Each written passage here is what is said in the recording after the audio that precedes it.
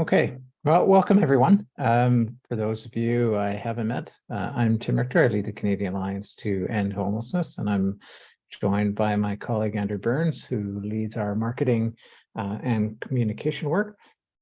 We're here today that we're going to talk to you a little bit about a new policy initiative that we're undertaking with partners at the Place Center and the Smart Prosperity Institute and RealPAC, who is kind of the National Industry Association for the commercial residential real estate industry, including investors, bankers, developers, REITs, and others involved in residential real estate. So the National Housing Accord that we're going to talk about is, as the title suggests, a multi-sector approach to ending Canada's rental housing crisis. And we're going to walk you through over the next few minutes what is being proposed. There is a paper that'll be circulated to you early next week. So we're launching this officially on the 15th, and we'll make sure that you get an advance copy of the full document once it's completed. We're just doing the final finishing, polishing and touches on the document, but we'll get that out to you early next week so that you can see it. But for today's agenda, if I can click through my own slides here. Today's agenda, I just we'll go through the document, or go through a bit of information on this proposal on the Housing Accord, and then we'll take questions. We'll have a discussion. A couple of housekeeping items, as always on these webinars. Everybody is muted, but feel free to chime in on the chat. Let us know who you are and where you're from. Feel free to put questions in on the Q&A. So we'll have a moderated Q&A at the end. And so ask questions using the Q&A tab. We are recording the session, so we'll make the recording available to the folks that we invited to this call, so that everybody has a chance to hear what we're on about today. So, as all of you know, and I think you are more acutely aware of this than most others, but you know, we see homelessness surging across the country, right? We've been talking about a wave of new homelessness for some time. Homelessness, as you know, is driven by the cost of rent. And as the cost of living and the cost of rent is increasing, as vacancy rates are decreasing, and there's an absence or a lack of affordable housing investment, we are seeing surging homelessness numbers. But we're also seeing signs of really serious housing stress among many others who are remaining housed, but at great difficulty. All of this is coming from a structural problem that you will also all be aware of. Most of the existing rental housing we have in this country was built before 1980. And in the last 30 years, only 570,000 units of rental housing have been built, like in the last 30 years. And our social housing stock in Canada is near the bottom, if not at the bottom of the OECD average. So we are at 3.5% of all Canadian housing is social housing, and that's like half of the OECD average. So according to CMHC, and you've probably seen this report, 5.8 million units of housing of all kinds are required to restore affordability in the housing market. But of that, at least 2 million of those units need to be rental. Right. Bear in mind, we haven't built anything really in the last 30 years. So we need 2 million new units, but only 570,000 have been built in 30 years. And we estimate at least 655,000 of those need to be near market or deeply affordable to restore any sort of affordability and slow or stop the growth of homelessness and hopefully end it. Now, that is a huge investment. That is a lot of money. We think it'll be anywhere between $700 billion to well over $1 trillion to make that happen. And none of these estimates really account for the kind of population growth that we're seeing as Canada added 1 million people just last year. But it's not just about money, right? So when you look and you think, why are we producing more rental housing? Well, a big piece of it is that investment. So you notice what I said, that most existing rental housing was built before 1980, and the homelessness really began, modern mass homelessness like we see it today really began in the mid-90s. Well, that's because federal intervention in the housing market, federal leadership in housing really stopped around then. The last federal incentives on rental housing construction was something called the MERB program that ended in 1983. And as you know, the federal government got out of affordable housing investment in the mid-1990s. But beyond that, there are some really important systemic bottlenecks preventing new supply of all kinds, right? Not just market rental, but also affordable and deeply affordable rental. One is a lack of coordination between levels of government, for sure, and between different systems, right? So there, for example, you might have the federal government could back up the money truck and invest tons of money in new housing. But if municipal government zoning or different fees slow it down or make it more expensive, we may be no further ahead. So there's a lack of coordination between the levels of government on housing policy. There's a shortage of labor and some materials for building housing. Part of that's driving high costs. So between the cost of labor, the cost of regulation and permits and zoning and taxes and fees and all those things, there are quite high costs now, and of course added interest rate costs. We have fairly low productivity in our housing construction, especially in the rental housing construction world. There are slow approvals, and obviously to all of us on this call, insufficient on-market housing, right? So there are some really important bottlenecks beyond fiscal issues that need to be addressed. The other thing that's really important is as you think about homelessness being the flow of people through a system, right? So too is housing and housing needs. So people move through the housing system. It's not static. It's not, you can't, if the ownership market isn't functioning properly, more people end up in the rental market. If the rental market's not functioning properly, more of that onus falls on the non-market housing and vice versa. So we got to think about rental housing as a system, as the flow of people through a system. In order for us to end homelessness, we need a healthy rental system, non-market and market. And all of this is just too big for one sector or government to do alone, right? I want to go through just a couple of quick slides to reinforce some of the points here. So you see here a chart on average rents for a one bedroom apartment in Canada. In the last 7 years, the rent on a one-bedroom apartment has increased 32%, while average weekly earnings have risen by less than 23%. But that earning average doesn't really tell the whole picture, because we know for low-income households and those that are on fixed incomes or benefits, their incomes haven't changed, right? So rents have increased, but their income haven't changed, and they have no ability to absorb that change, which is creating some of what we're seeing today in terms of the surge in new homelessness.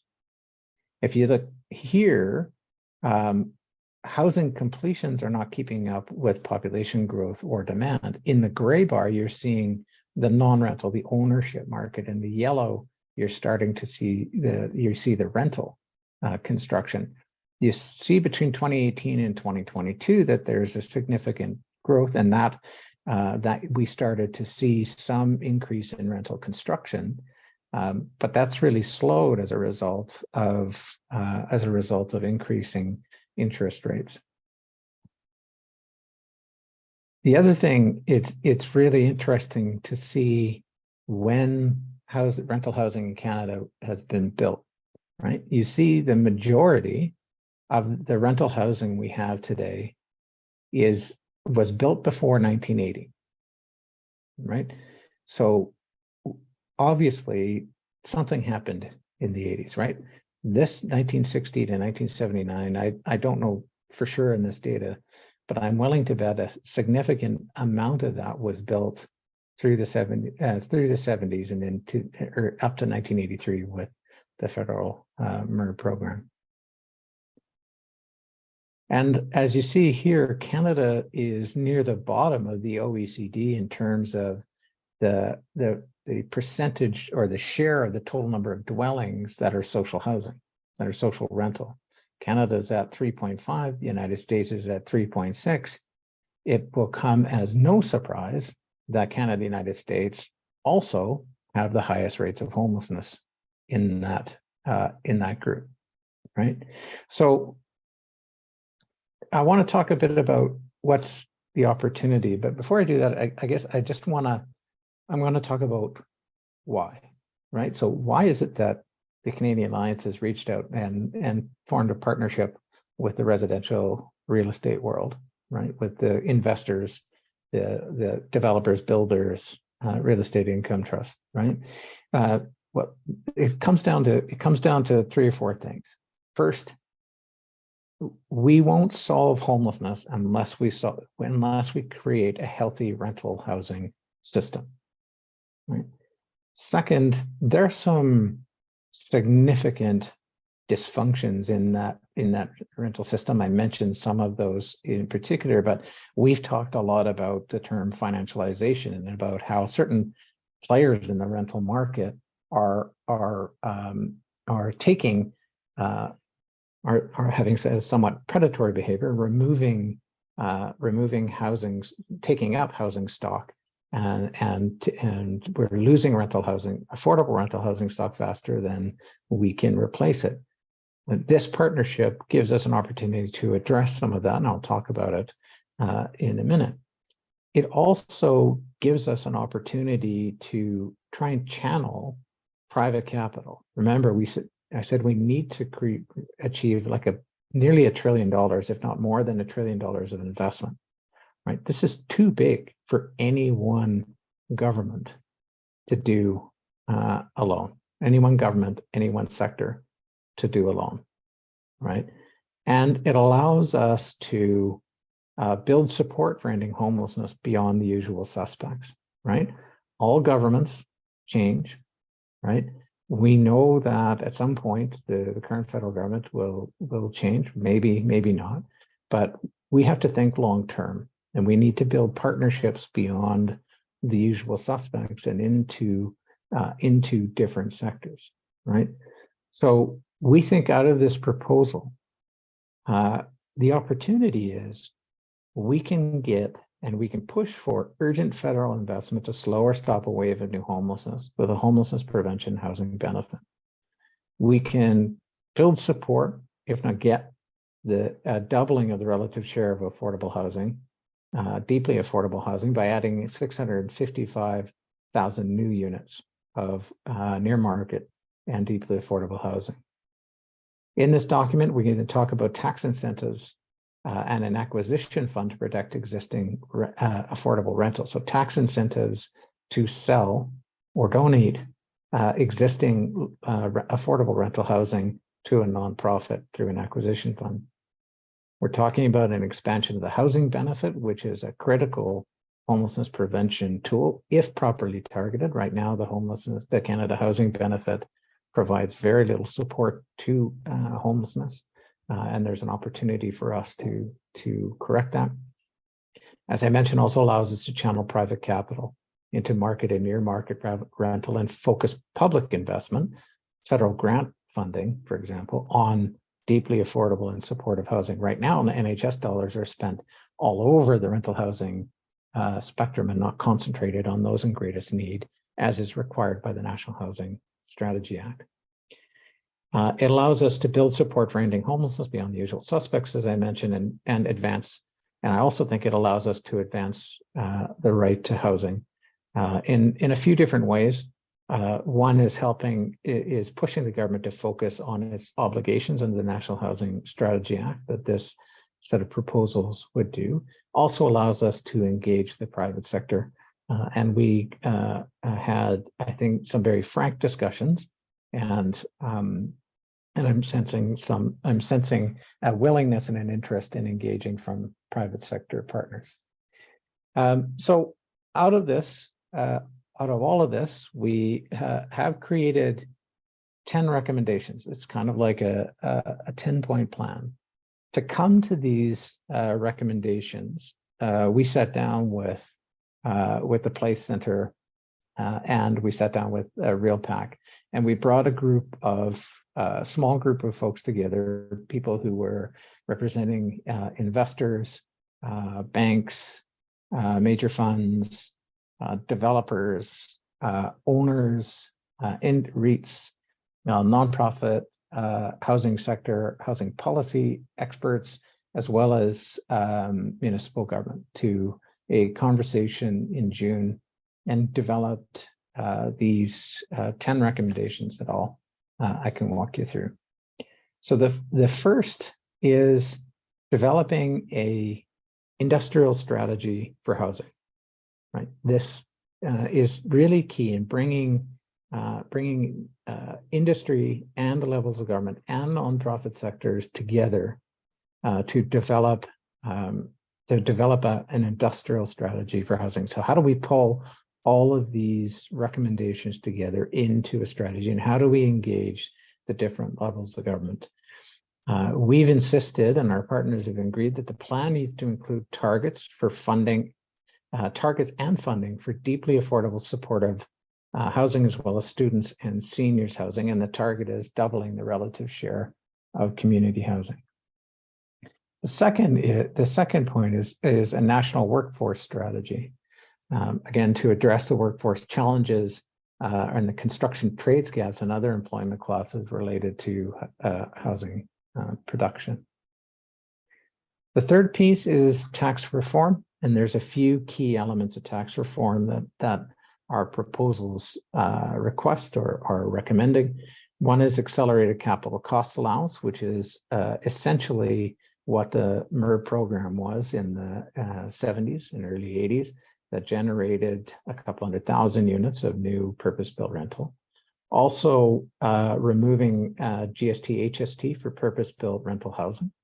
And this next one is deferring capital gains tax on existing rental sales to incent transfer to nonprofit. So that is essentially meaning if you are selling units into a nonprofit, that you don't pay tax on the proceeds of that sale, and that money we hope would be recirculated in the investment in new housing. And there are a lot of current owners of some of this lower income housing or affordable rental housing that are interested in selling. I heard about one REIT in particular that has $1 billion worth of low rent housing assets that they're interested in selling so that they can get into construction, and that's just one. If we can build a sufficient size acquisition fund, we could potentially have thousands of units of housing protected. So hopefully slowing or stopping the loss of that affordable rental housing.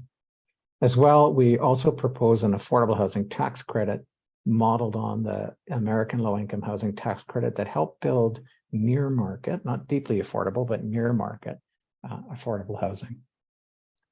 The other piece is low-cost financing. Again, that is important in a higher interest rate environment to make it financially possible to build new rental. This would obviously also apply to nonprofit developers, and our thinking would be it also would apply to upgrades to existing purpose-built rental, either that which was gained through acquisition, or perhaps for environmental upgrades.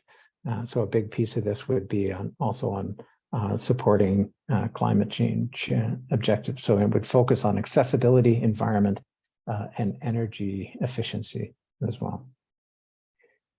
Fifth recommendation is innovation centers. So We talk a lot, and housing in Canada has been built the same way essentially for 50 years. There hasn't been a ton of innovation in the housing system, in housing construction, but there are some emerging ideas: panel construction, modular housing, other things that could be scaled to accelerate and improve the construction industry.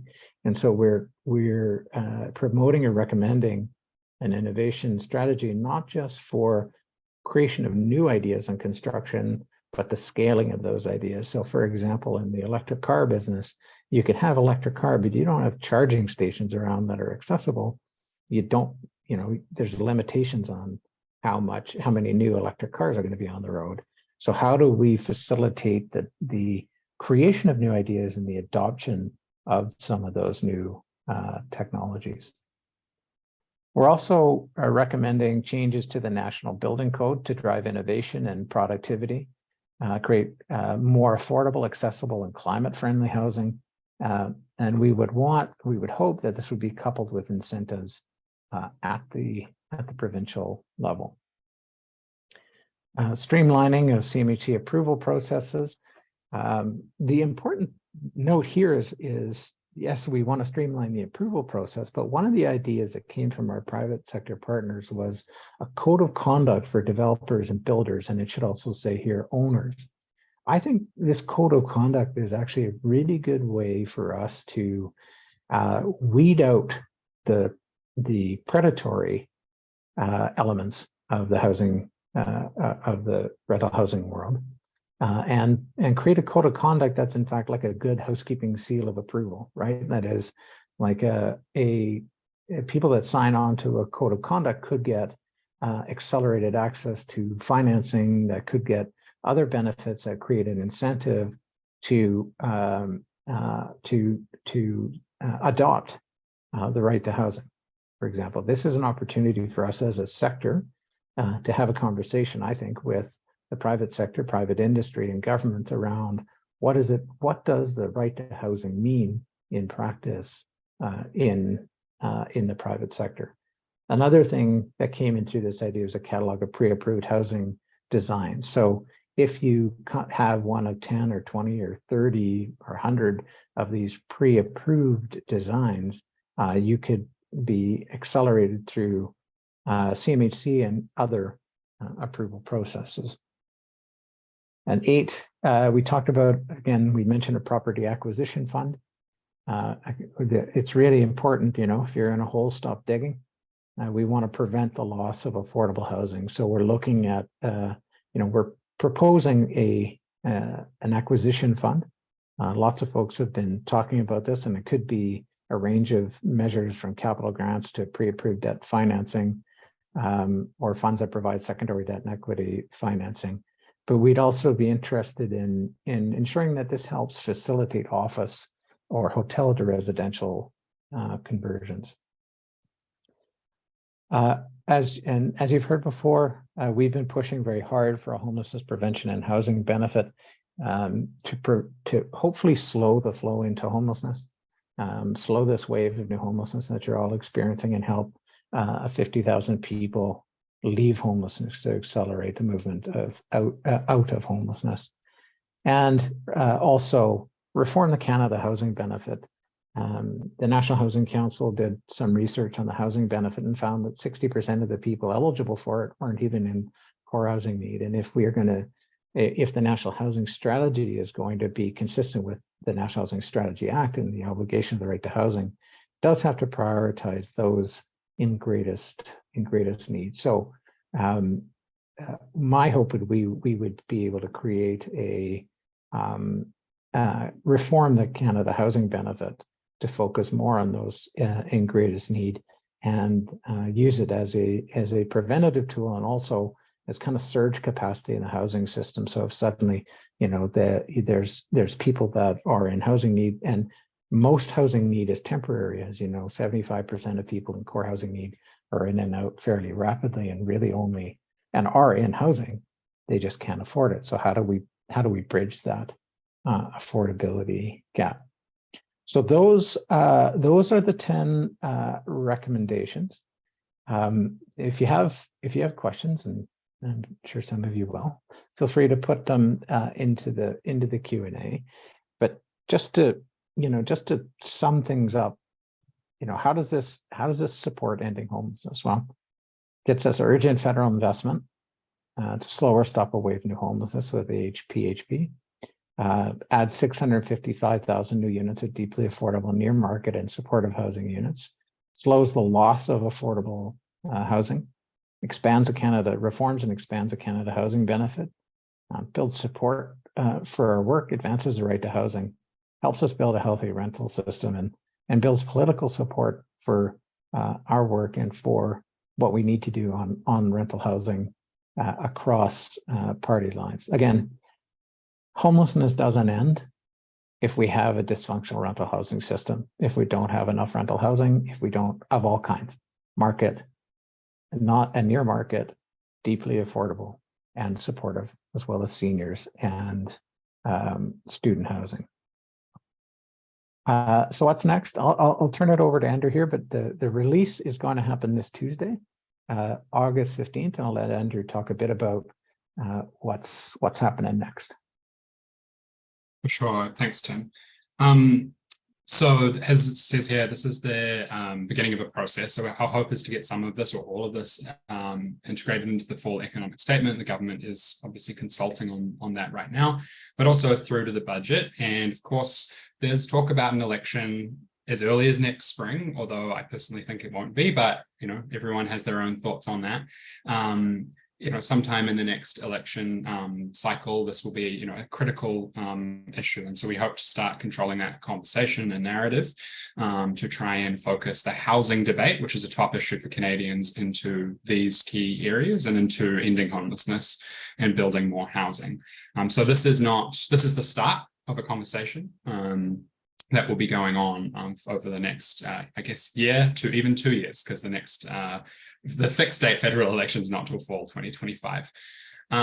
We are seeking organizational endorsements when the report is out. We'll be launching a microsite, and there'll be a form for organizations to submit if they choose to endorse this. And for communities, I know there's some on the call, we'd certainly would be very keen, in fact, for municipalities and communities to endorse the proposal. And so if it's an option for you, we'd really appreciate if you could consider asking council to endorse the policy once it's released.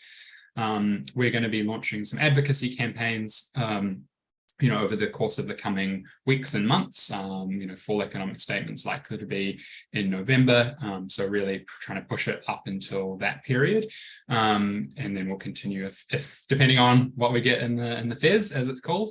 And so we'll be starting off with a letter to MPs, your MP, and the Prime Minister, Finance Minister, and new Minister of Housing. And then we'll be following on with other actions beyond that too. So if you can take part personally, I know some folks who work in the sector are, restrained a little bit in this area by code of conduct, but if you are able to, I really appreciate if you could do those actions or even just share those actions with your friends, family, and colleagues. That's really appreciated. And we'll also be providing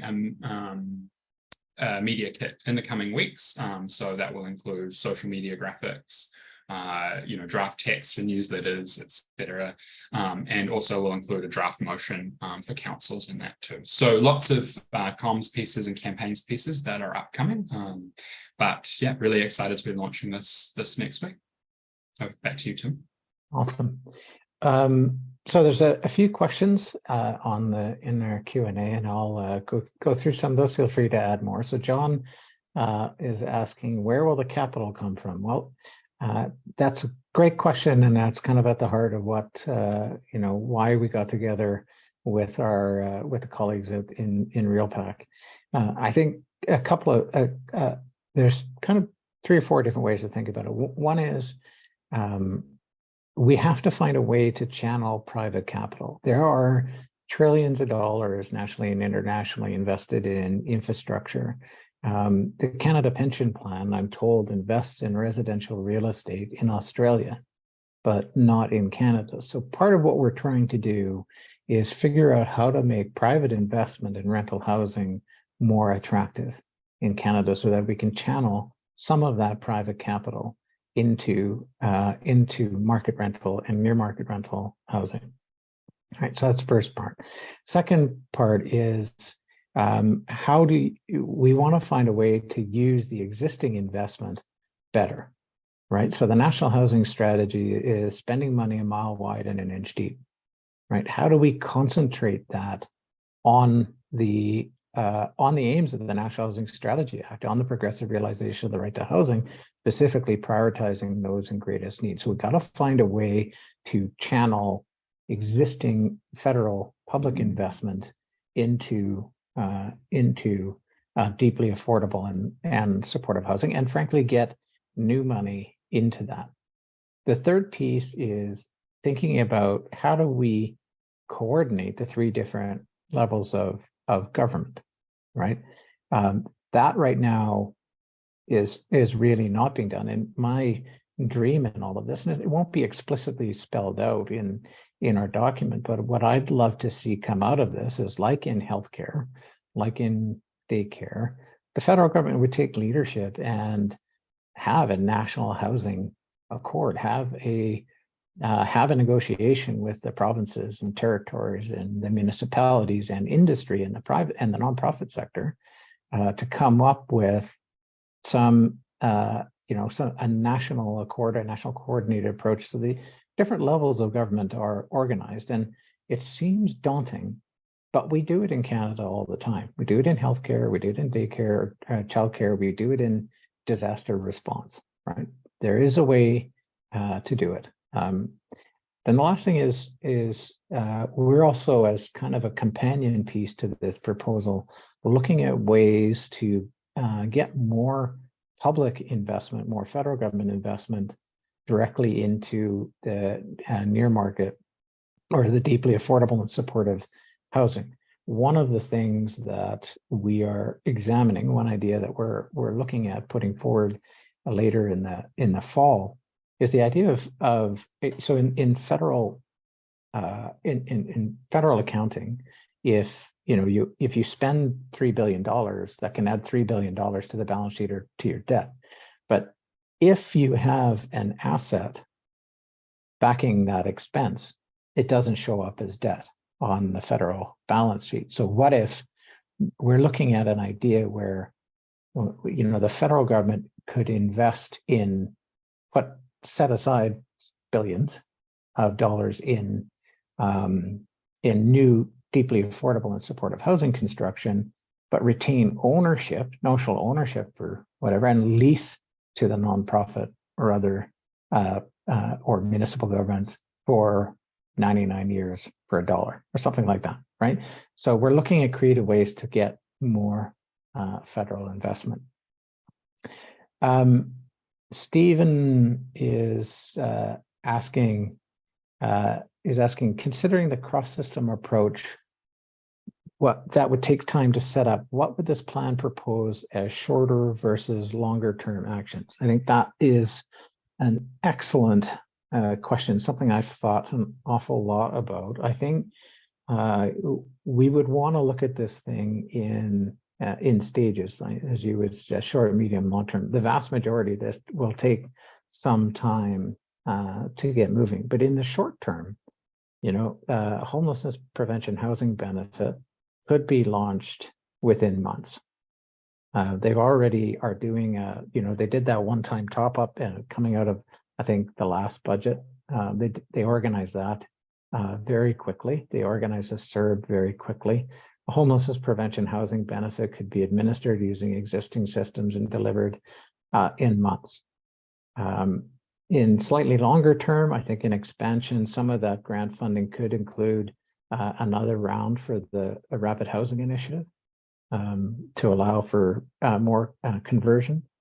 Same with an acquisition fund that could be set up quite quickly within the next year or two and be acquiring housing very quickly and keeping that within kind of affordable markets. And then, longer term, so 2 to 3 to 4 year term, then you're starting to look at new construction. But again, this is a long lead time. John's asking, is there a capacity to deliver 655,000 units of social housing in 7 years? It seems very daunting. Short answer is it is daunting, and I don't know. If I'm perfectly honest, I think it's an awfully tall order, but combination of acquisition, purchase and conversion, RHI, new development, it's not, I won't say it's impossible. May not currently be possible, but I think it is possible. Stephen's asking, is the intent of this plan to also establish guidelines for a diversity of housing construction? I think we'd have to get into that a bit through different mechanisms. So there's, contemplating changes to the building code, a housing accord with the provinces. I think it would come through come through the process. But the short answer, I would say yes. Like you would have, like we talked about like a set of pre-approved designs that would have to include kind of a diversity of things ranging from, supportive housing, as you say, cultural sensitive housing types, accessible housing, and those sorts of things. I'm not seeing any other questions. I'll pause and just give folks a couple minutes to add any questions if they have any questions. So Jonathan's asking, why within the 10 points discussed was immigration control not considered as a potential solution to address the supply crisis? It was discussed, but I don't think there was agreement. So there's a lot of things discussed that in the roundtable that we held in with the partners that we couldn't come to agreement on. And I think the crux of it comes down to the fact that immigration is not the cause of the problem. It's creating stress on the existing system, absolutely. But if we don't want to blame this problem on immigration or population growth, but it is certainly creating stress in the existing system. But that was a topic I can say that was discussed quite a bit, but clear agreement wasn't had, so it didn't come forward in the 10 points. And it's not just immigration control or immigration, but also talking about student housing and international students, for example, and how significant numbers of international students without student residence create stress on smaller and mid-sized university towns, rental housing systems, which is why you see a recommendation on student housing. So Stephen's asking, what's the plan to build cross-party support for this plan? So we have had initial discussions about the plan with the government and have meetings organized with the opposition. We will be engaging all parties over the coming days and weeks to make sure that they all get a chance to see this. Is actually the timing for this is quite good, as all parties are hearing what folks are worried about in the housing system, hearing demands to do something about housing, but none of them have completed or developed their policy ideas yet, and they all seem to be struggling for what to do. And so we've had a number of conversations across party lines, and we'll continue to do so. But you'll see through the campaigning work that Andrew and our partners will engage in the next little while, reaching out directly to all parties.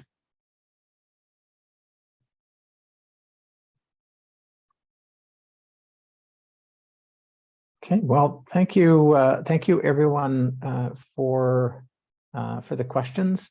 If you have any other questions, feel free to reach out to us. We'll circulate a copy of this or a recording of this webinar to the folks that were invited, and we'll circulate on probably late Monday or early Tuesday a copy of the full document, as well as a link to the microsite that Andrew and the team are setting up.